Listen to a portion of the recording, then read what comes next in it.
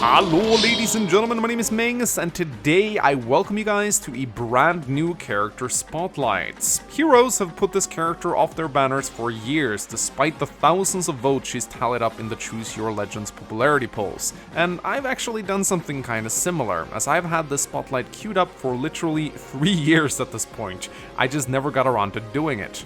Well, since Heroes have finally decided to add her, I suppose I have no excuse anymore. So here you go guys, today we check out everyone's favorite redhead, Jill. I am Jill Fizzart, daughter of Lord Shaharam of the Telrega region of Dayan. Jill Fizzart is the daughter of the legendary Wyvern General Shaharam, who deserted from Begnion and fled to Dain alongside a squadron of Wyvern Knights, who had become displeased with the way their country was being run. While Shaharam and his knights were given refuge in Dain, and despite serving the country faithfully for many years, they were always looked down upon as foreigners. Still, they thought life in Dain was preferable to that of Begnion, and so they stayed, hoping that one day their loyalty would be rewarded. Jill grew up in the Telrega region of Dain, an area known for its landslides and unpredictable weather, making it a very dangerous place to live. From an early age, she was indoctrinated into the harsh teachings of Dain, being taught in school that Lagoos are nothing more than subhuman scum to be eradicated. Her father would often be forced to organize Lagoos hunts where the military would chase down and eradicate wild Lagoos living in the mountainous areas surrounding Dain. This was quite tragic, as one of the reasons Shaharam deserted Begnion to begin with was because he despised the Lagoos slave trade. In fact, Shaharam was very sympathetic to the plight of the Lagoos, but he couldn't risk telling this to his daughter, as that might jeopardize her status in the military, and so he was forced to keep quiet and keep up the Lagoos hunts, which led Jill to believe that exterminating Lagoos was the best way to make her father proud. As Jill got older, she grew into a fierce Dain soldier, mindlessly parroting her indoctrinated beliefs. She would often go on reconnaissance missions with her captain Har, who was part of the squad that deserted Begnion alongside Shaharam. Although Jill was very annoyed with Har's lax attitude, she also harbored a lot of respect for her captain due to his close friendship with her father. When the Mad King of Dain, Ashnard, declared war on Crimea, Jill would finally get a chance to experience war, and she was excited for the upcoming conflict, seeing it as a great opportunity to fight Lagoos and bring back some war trophies for her father. Little did she know that this was the last thing Shaharam wanted, and that he actually instructed Har to keep Jill out of combat as much as possible. As the Dain forces marched into Crimea, Jill had no idea how much this coming war would change her fundamentally as a person.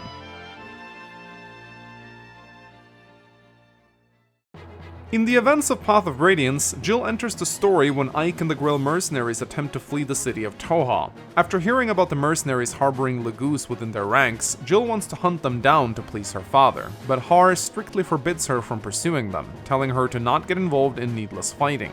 Despite this, Jill disobeys her captain and chases Ike and his friends across the sea on her Wyvern. When she sees the Grail mercenaries being attacked by Lagoos pirates from Kilvis, she joins up with them, thinking she can get a chance to kill more of them.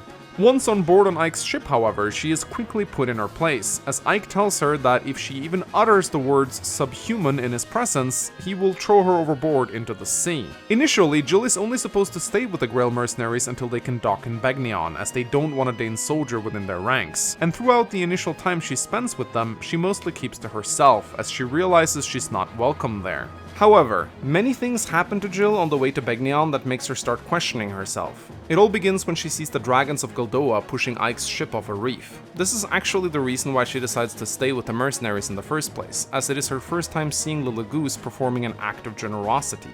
Her excuse about it being too far away to fly back to the mainland is actually a lie. She then gets a chance to speak directly to a Lagoos when she encounters Leth, and she discovers, to her amazement, that they are a lot more akin to each other than she was first led to believe. And then, finally, it is most likely the friendship she forges with Mist that pushes her over the edge, as Mist treats Jill with a lot of kindness, bringing her food when she refuses to eat with the rest of Ike's men, and making sure Jill always has someone to talk to. All of these experiences combined results in Jill having a change of heart once they dock in Begnion, and she has a conversation with Ike where she tells him that she now wishes to fight with the Grail mercenaries, even if it means going up against her former friends. Seeing the resolve in Jill's eyes, Ike decides to give her a chance to prove her worth and welcomes her into his group. As Jill continues to fight alongside the Grill mercenaries, she eventually comes face to face with her home country of Dane, as the Crimean Liberation Army marches into her old home, the Talrega region. In order to try and halt their advance, the Dane army is ordered to open the floodgates, which ends up not just hurting the Crimeans, but also the people living in the area. The general in charge of defending the region is none other than Jill's father, Shiharam, who is forced to watch as his own people suffer due to the floods destroying everything. In the battle, Jill comes face to face with her old comrades, who shames her and calls her a traitor, and in the end, she is even forced to face her own father. She attempts to talk Shiharam down, but after realizing that he will not betray his country, she has no choice but to fight him.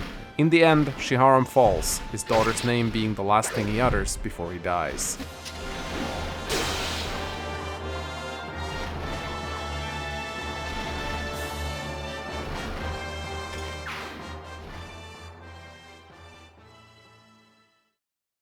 Jill is later reunited with her captain as she encounters Har during the Battle of the Great Bridge. She learns that Har is actually out for revenge for Shiharam, but not against the Crimeans, but rather against Dane, as he views them as being responsible for his death. He's not too keen on joining forces with the Crimeans, but he can't go up against the daughter of the man he's out to avenge, so he has no choice but to switch sides, though he claims that Jill is now his captain, as he is a new recruit in the army, which flusters her greatly.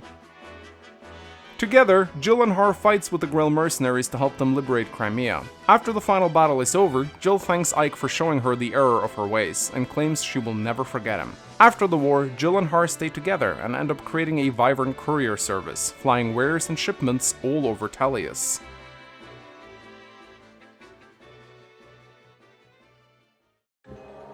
In the events of Radiant Dawn, Jill enters the story when Micaiah and the Dawn Brigade ventures into the Desert of Death to look for the lost son of King Ashnard, Peleus, whom they believe will be the savior of Dane. When they arrive at his supposed location, they discover that Begnion troops are attacking his guards, and they rush to their aid.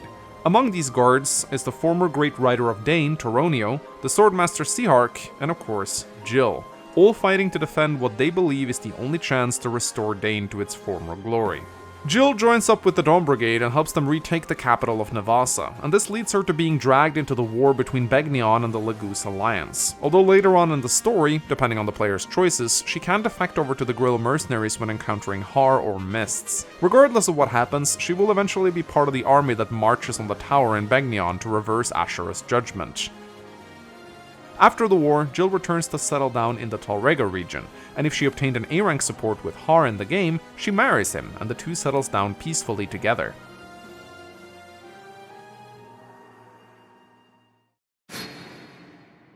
Jill is a great example of someone who possesses great attributes and qualities, but have been led astray by indoctrination. At her core, Jill is a fiercely loyal and ambitious person who wants to please her father above anything else. She believes that the best way to do this is to be an exemplary soldier of Dane, and to be such a thing requires her to embrace the Dane ideals. This means strength above anything else, glory on the battlefield, and of course, hatred towards Laguz, or subhumans as they call them.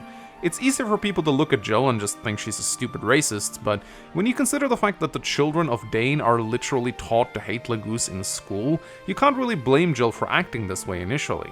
What is remarkable is how quickly Jill's worldview changes once she actually experiences the real world. For one who has been indoctrinated into a certain mindset from an early age, she is actually rather quick to let go of those views, as can be seen in her support with Leth, where she immediately approaches the Laguz not with disdain or hatred like one would expect, but with genuine curiosity. If anything, Leth is the one who is hostile towards Jill, not the other way around. And we must keep in mind that this meeting reflects Jill's first encounter with an actual Laguz, a creature she has been told since birth is nothing but a mindless killer, and yet she is interested in learning more about this being, and is fascinated by how similar they are. That's pretty open-minded considering Jill's background. The support continues with Leth explaining to Jill the history of the Laguz slave trade in Begnion, which of course they don't teach about in Dane schools. The support ends with Leth reaching out her hand in solidarity, showing her that she too can respect Bureau customs and make attempt to bridge a gap in their cultures.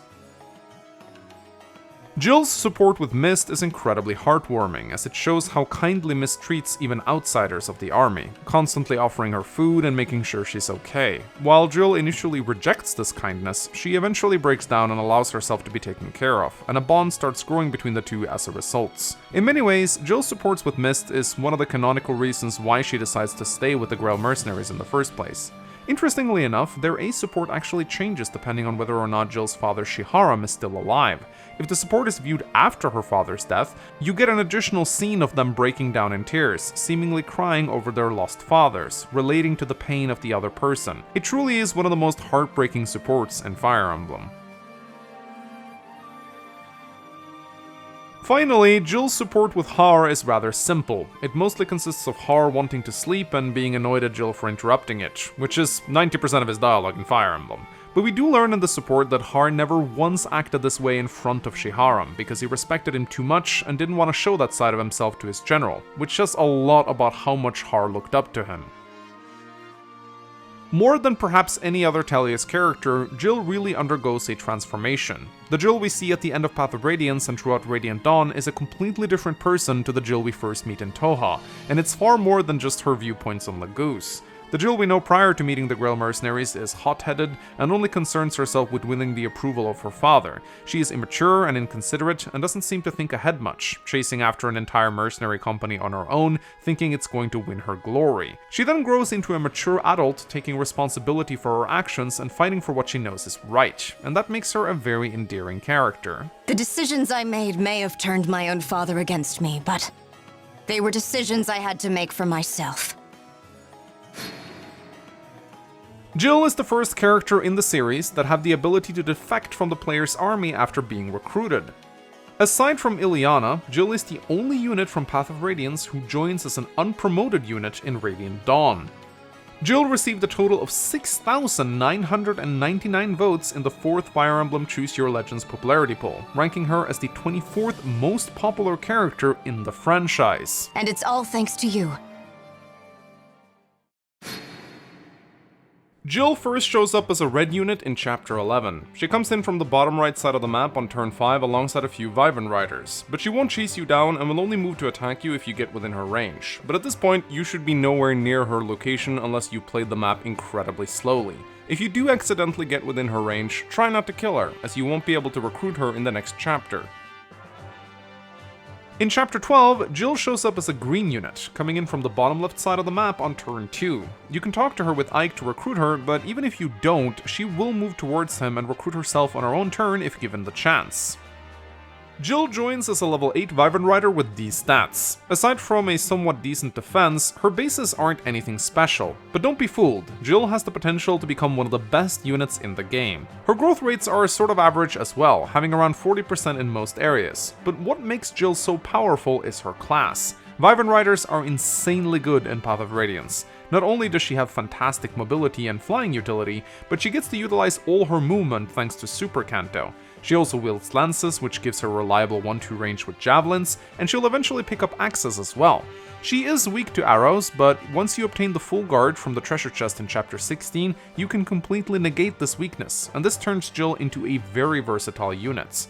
On your second playthrough and beyond, Jill also comes equipped with the Wyvern Band, which increases her strength and defense growths by 5%, which is honestly a good item to keep on her. Just remember that in order to use it, you have to unequip her Laguz Guard. Despite her amazing potential, Jill can be a little slow to get going at first, as her damage output isn't all that good. With the Laguz Guard she comes equipped with, she can fight the Ravens in her joining chapter without incurring too much risk, though her accuracy will be a little shaky against them. Scoring a few kills against these Ravens early on will net Jill a lot of experience, and if you can give her a couple of quick levels this way, she's going to start snowballing very fast. Even if you don't do this though, there's always the option of feeding her bonus experience. If you saved up enough of it, it is definitely worth dumping a few levels on Jill to raise her stats up a little. In particular, getting her strength up a few points so she can use lances without taking any penalties to her speed should allow her to more reliably double enemies, which will make leveling her up all that much easier. If you additionally forge her a decent lance, this task becomes even more simple.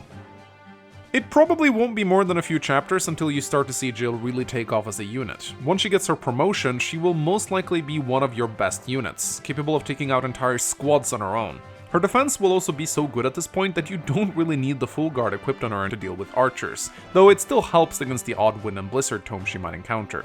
Post-promotion Jill is a unit capable of carrying your entire team on her shoulders. She has fantastic mobility and can go pretty much anywhere you want her to. If you give Jill an occult scroll, she can learn the stun mastery skill.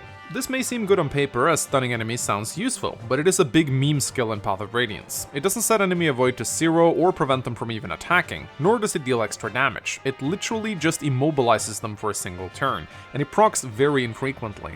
In terms of skills, Jill really makes much better use of Adept, which you can teach her by obtaining the scroll found in chapter 17-4. While Jill certainly doesn't need stat boosters to be viable, the boots you find in the Desert chapter are very good on her, as the 2 extra moves she gets will always be utilized thanks to her Kanto. Having a promoted Jill with 11 move is absolutely insane, as it allows her to swoop in and eliminate dangerous threats from the map such as siege tomes, which allows the rest of your army to advance freely. In chapter 20, Jill has the option to talk to her father Shiharam on the battlefield. Doing this will cause her to defect to the enemy and become a red unit, and once this happens, there is no way to get her back. Even killing Shiharam and seizing the throne without killing Jill won't make her rejoin you. At this point, you just have to restart the entire chapter. The only way to safely talk to Shiharam is if Jill has obtained an A-rank support with Mist prior to chapter 20, in which a different conversation will occur where Jill chooses to fight with her friends and support the Lagoose, rather than go back to her father and the oppressive Dane military.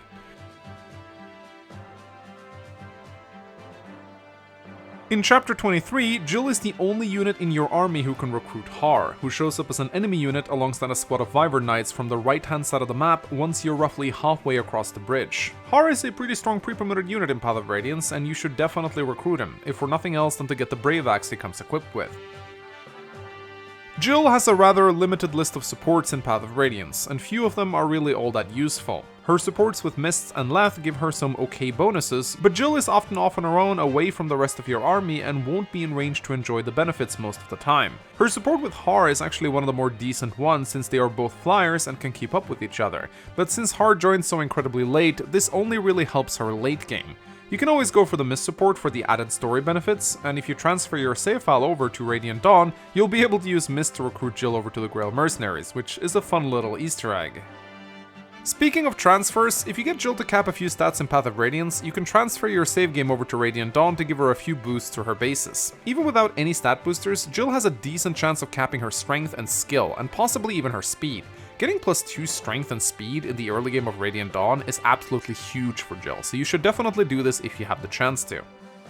Overall, Jill is a fantastic unit in Path of Radiance, easily one of the bests, maybe just surpassed by the almighty Titania, but in terms of raw endgame potential, Jill surpasses even her. But how does she hold up in Radiant Dawn? Well, let's find out. In Radiant Dawn, Jill first shows up in chapter 1-5 as a green unit alongside Sihark and Toronio. She can't be recruited in this chapter, and losing her results in a game over. However, unlike her other 2 companions who are very unlikely to get killed, Jill can actually die sometimes if her AI is stupid and places her in range of a lot of enemies. Most of the time she will attack and counter to safety, or retreat to chug a vulnerary if she is below half health, but other times she can simply get herself killed before you have a chance of getting to her, though thankfully this doesn't happen very often. Jill first becomes playable 1 chapter later in 1-6, and in a similar spirit to Path of Radiance, she can seem deceptively average if you just look at her stats. However, just like with Path of Radiance, it's not her stats that makes her good, but her class, which is still one of the best in the game, retaining that fantastic flyer mobility and super canto. And the cherry on top is that she's no longer weak to arrows, but instead just thunder magic, which stat-wise is the weakest of all the magic types in Radiant Dawn, and also very rarely encountered. Jill now also uses axes at base instead of lances, but this is more of a boon than anything, as hand axes are superior to javelins in Radiant Dawn.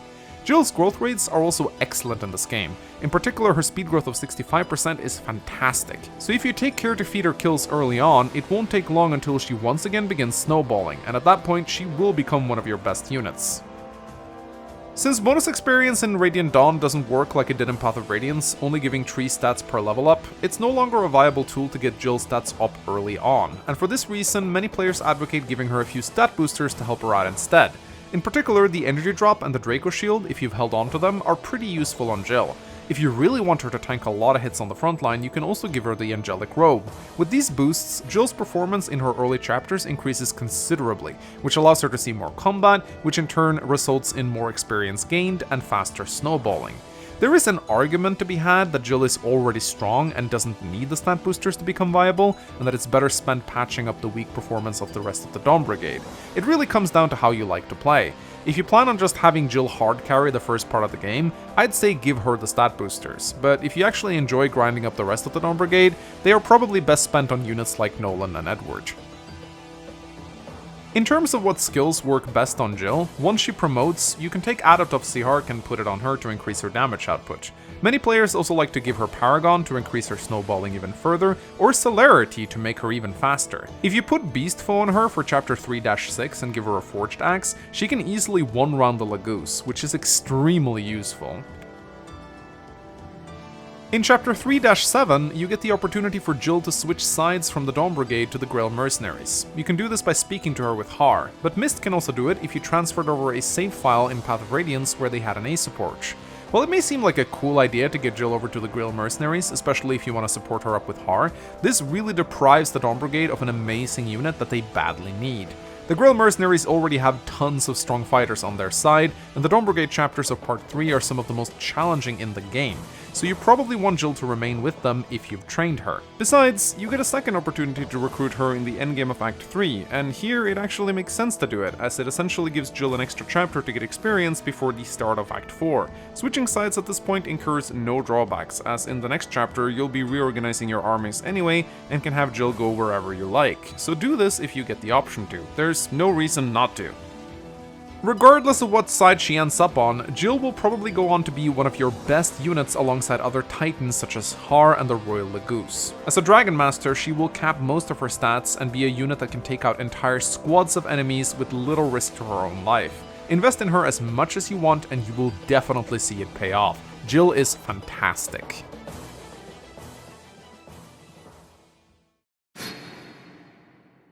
Jill is an utter rarity in Fire Emblem in that she is a non-lord unit which actually has a character arc, as well as actual character development. We first encounter her as this reckless hothead racist, and over the course of the game she transforms into a freedom-fighting idealist, and the transformation actually makes sense from a narrative standpoint. This makes Jill an incredibly endearing character because she actually undergoes a transformation, something even most main characters in Fire Emblem doesn't do. Her supports in Path of Radiance with Leth and Mist are incredibly heartwarming, though I can't really say the same about her support with Har, which just feels like an afterthought, but I suppose you can't win them all. It's too bad that she is incredibly underdeveloped in Radiant Dawn and hardly has lines at all in that game, but that goes for 90% of the cast due to the game's lack of traditional support conversations. Still, I'm going to rate Jill a perfect 5 out of 5 stars. She is an incredibly well-written character. Jill's design in both of the games she is in is absolutely striking, but I must say that I think her high ponytail and armor design looks its best in Radiant Dawn, and I really also enjoy how her official artwork depicts her Wyvern. I don't think there's any doubt that her amazing looks is part of the reason why she's so beloved in the community. She's gorgeous without being fanservice-y, and the fierce look she has in Path of Radiance really shows a lot of character, especially when contrasted with her rather lighthearted look in Radiant Dawn, showing her internal transformation. 5 out of 5 stars.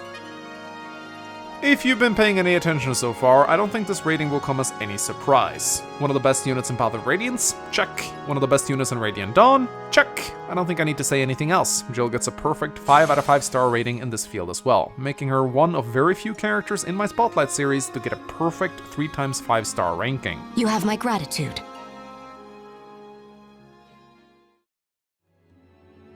Thank you so much for watching this Fire Emblem character spotlight. If you enjoyed it, consider leaving a like and a comment, and let me know who you want to see me spotlight next. If you want to watch more spotlights, you can click the playlist in front of you. Thank you once again for watching. As always, my name is Vin Mengs, and I'll see you again soon.